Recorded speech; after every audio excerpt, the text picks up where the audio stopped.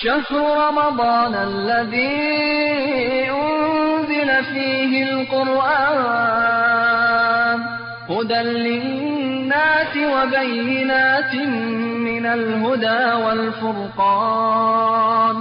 فمن اعوذ باللہ من الشیطان الرجیم بسم اللہ الرحمن الرحیم الحمدللہ رب العالمین والصلاة والسلام علی اشرف الانبیاء والمرسلین سیدنا و نبینا محمد وآلہ الطاہرین ولعنۃ اللہ علی اعدائہم اجمعین اما بعد فقد قال اللہ سبحانہ وتعالی فی کتابہ المجید بسم اللہ الرحمن الرحیم یا ایہا الذین آمنوا کتب علیکم الصیام کما کتب علی الذین من قبلکم لعلکم تتقون۔ سامعین و ناظرین محترم، ماہ مبارک رمضان میں یہ ہماری طرف سے ایک مختصر سی ویڈیو اسلامی مختلف موضوعات کے اوپر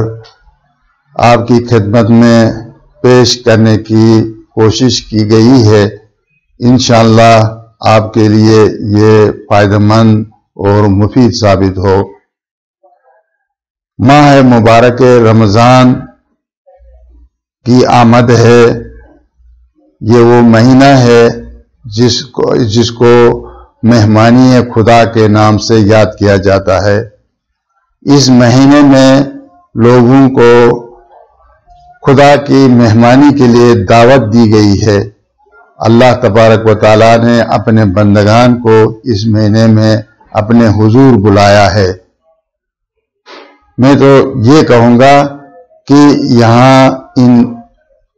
اللہ نے اپنے بندوں کو بلایا نہیں ہے بلکہ لے جایا گیا ہے، یعنی اپنے بندوں کو اس دعوت میں لے جایا گیا ہے۔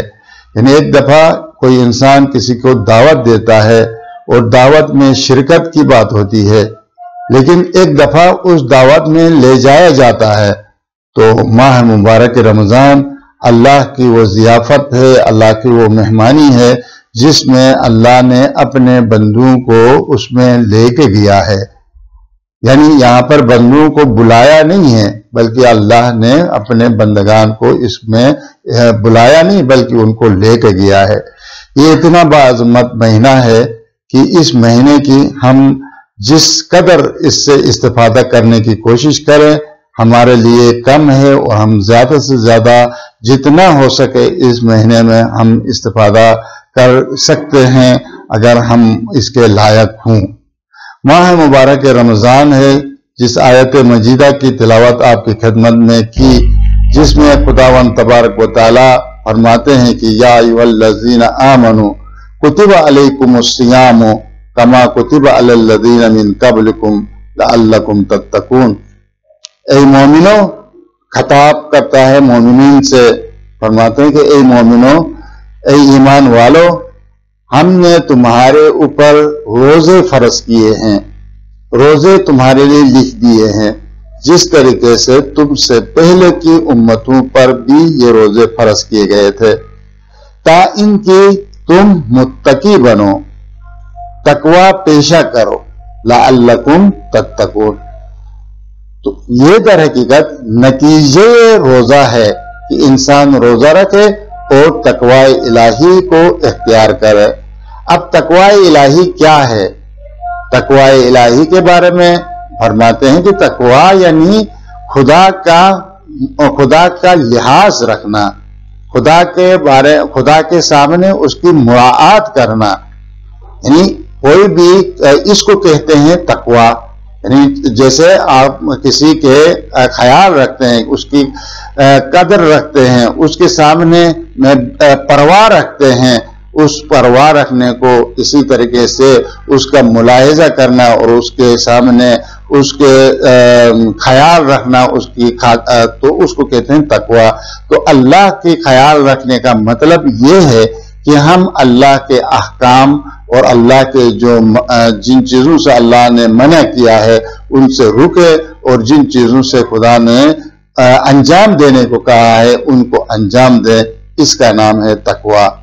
تو ہم انشاءاللہ اپنی آئندہ جو یہ ویڈیوز ہوں گی ان کے اندر مختلف موضوعات کے اوپر آپ کو میسج دیں گے، مطالب بیان کریں گے، اور احکام شرعی بھی ہر موضوع کے مطابق ہر موضوع سے پہلے ایک ادا حکم شرعی جو ہمارے جوانوں کے لیے ضروری ہوگا ان موضوعات ان مسائل کو احکام کو بیان کریں گے۔ آج کی اس محفل میں ہم صرف ایک موضوع ایک مسئلے شرعی آپ کی خدمت میں عرض کرتے ہیں اور وہ ہے تقلید کا۔ تقلید کا مطلب کیا ہے؟ تقلید یعنی ایکسپرٹ کی بات کو ماننا، ایکسپرٹ کی بات کو ماننا، یہ ایک عقلی دلیل کے ذریعے سے ہم ثابت کرتے ہیں۔ اگرچہ ہمارے پاس اس بارے میں روایات ہیں، لیکن ہم اگر روایات نہ بھی ہوتی تو یہ عقلی جو دلیل ہمارے پاس ہے یہ اس یعنی تقلید کے بارے میں مجتہد کی تقلید کرنے کے لیے ہمارے لیے یہی دلیل کافی ہے۔ تقلید یعنی ایکسپرٹ کی بات کو قبول کرنا۔ تو آپ دیکھیں، آپ معاشرے کے اندر جتنے بھی فیلڈ ہیں ہر فیلڈ کے اندر کوئی بھی شخص اس فیلڈ کا کسی مسئلے سے برخورد کرتا ہے، اس سے روبرو ہوتا ہے تو اسی کے ہی ایکسپرٹ سے سوال کرتا ہے، اسی سے پوچھتا ہے۔ اگر کوئی بیمار ہوتا ہے تو وہ کوئی اپنے کسی ڈاکٹر سے جا کے اپنی بیماری کی علاج کا سراغ لگاتا ہے۔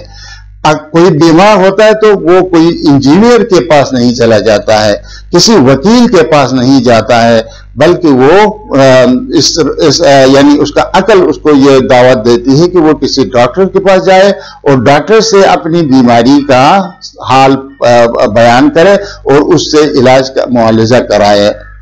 اور اسی طریقے سے اگر کسی شخص کو کہیں پہ کوئی عمارت بنوانی ہے یا کہیں نقشہ بنوانا ہے یا کوئی اور کام ہے تو وہ ایک انجینئر کی طرف رجوع کرتا ہے اور اس مسئلے کی دریافت کے لیے وہ کسی ڈاکٹر کے یا کسی وکیل کے پیچھے نہیں چلا جاتا ہے۔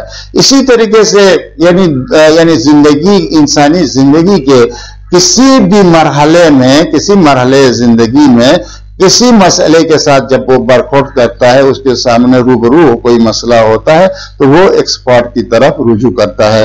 اسی طریقے سے اگر شرعی مسائل میں انسان کو، چونکہ انسان ہر ایک مسئلے کو خود سے تو وہ نہیں جانتا ہے، قرآن اور حدیث سے استخراج کر کے وہاں سے نکال کر کسی مسئلے کے اوپر وہ عمل تو نہیں کر سکتا ہے، ہر کسی کی بس کی بات نہیں ہے۔ تو لہذا ان مسائل میں چونکہ انسان کو خداوند تبارک و تعالیٰ نے اشرف المخلوقات بنا کے بھیجا ہے تو اس روئے زمین کے اوپر اس کے لیے کچھ ذمہ داریاں بھی دی ہیں کہ وہ اگر ان ذمہ داریوں کو انجام دینا ہے وہ مکلف ہے، یعنی اس کو کچھ تکلیفیں دی ہیں اللہ نے، ان تکلیفوں کو انجام دینا ہے۔ کچھ عبادات ہیں، کچھ عبادات کے لیے شرائط ہیں، کچھ احکام ہیں، ان احکام کے اوپر اس نے کام کرنا ہے، انہی کے مطابق اپنی زندگی کو آگے بڑھانا ہے۔ تو اگر یہ سب کچھ ہے تو پھر اس کے باوجود ابھی یہ احکام کی رسائی انسان کے ہر کسی کی بس میں نہیں ہے تو وہ احکام جو ہیں قرآن سے یا روایات سے اخذ کیے جاتے ہیں، اور قرآن اور روایات کی جان پہچان فقط ایکسپرٹ جو اسلامی تعلیمات سے جو آشنا لوگ ہیں، جس کو ہم مجتہد کہتے ہیں، جس کو فقیہ کہتے ہیں، وہی جو ہے ان مسائل کے ایکسپرٹ ہیں۔ تو لہذا ہمیں اپنے احکام کو لینے کے لیے انہی ایکسپرٹ کی طرف رجوع کرنا ہے، اسی کا نام تقلید ہے۔ تو پس لہذا تقلید انسانی زندگی کی ضروریات میں سے ہے۔ تو یہی سے ہم یہی نتیجہ لیتے ہیں کہ پس اسی دلیل عقلی کے ذریعے سے ہم یہ کہیں گے کہ ہر ایک شخص کو اپنے احکام میں اپنی زندگی کو اسلامی روش پہ گزارنے کے لیے ضروری ہے کہ وہ ایک مجتہد جامع شرائط جس کو دینی احکام میں ایکسپرٹ کہا جاتا ہے اس کی طرف رجوع کرے۔ آج یہی اتنا کافی ہے، انشاءاللہ ہم پھر آئندہ مزید جو ہے آپ کی خدمت میں مختلف ویڈیوز کے ساتھ آپ کی خدمت میں ہوں گے۔ والسلام علیکم ورحمۃ اللہ وبرکاتہ۔